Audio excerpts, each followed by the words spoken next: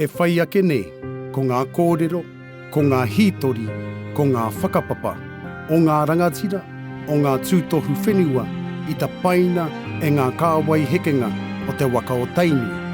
Kia kore e mimiti te puna o te mātauranga.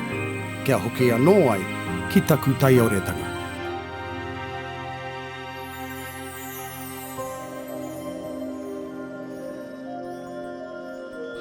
Ka mutu, kaore ko ia te rātana mahi te ārahi mai i te haerenga mai o te waka. Ko tāna mahi he whānga i te tangata.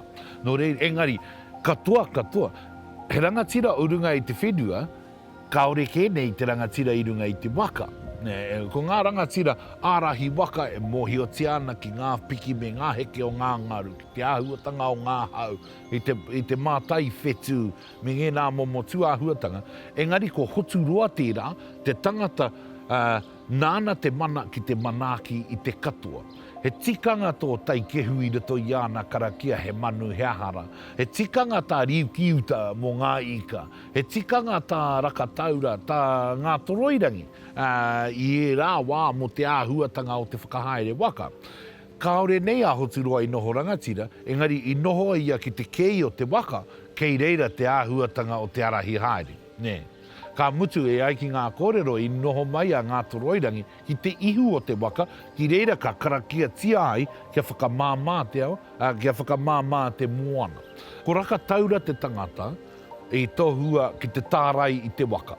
I ana toki, ka haere atu ai a whakaotirangi ki tana pāpā, ki a te memeha o te rangi, i te tiki mai i te mauri o roto mai o te whare o uanuku. Kia pūranga. Ana ka ho mai hei mauri mo te waka, no reira ko te wahine matua Hoturoa te wahine tiaki i te mauri.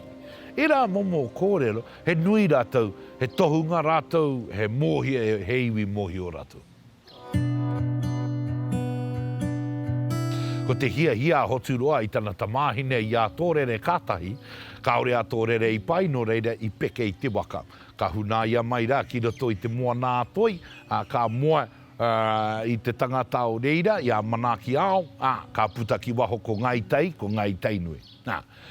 Ka tae ki roto o tāmaki makaurau, ka hia hoki a rakataura ki te hiatu o ngā wāhine. Engari, kua hua koro heke haerene i a rakataura i tērā wā, kua kore i hia Hoturoa ki te tuku atu hei wāhine māna. No reira i tīmata te kūraku i waenga nui i a rātou. I karangatia ai e te tuahine o rakataura ki aia. Ko koe tēnei e whakahaere nei te waka a Hoturoa, engari e riri ana Hoturoa ki a koe. Ko ia ki atu, ko ia i parori ai. Ka heke ai te waka i roto i te awa o te manuka, ki reira tau ai, he nui te karakia ki a hiki nāke ki runga i te moana kia tere atu anō. Engari ko ira te pū take. No te tāinga mai ki kāwhia, ka tino tau te marire i waenga nui i a rata. E ai ki ngā kōrero, i mua e anō te tamāhine a Hoturoa ki a rakataura, ka puta ngā uri, ko i rānō te haerenga mai o te kahu nei, o kahu ki roto i ki te taunaha haere i te whenua. Pirongia te aroaro o kahu, kakepuku te aroaro o kahu, te aroha o kahu, te whakamarumaru o kahu. E rā wāhi katoa, he aha koa e taupatu ngi ana, te rā kahu ki e tehi atu kahu, ko i rā te tehi o ngā kōrero.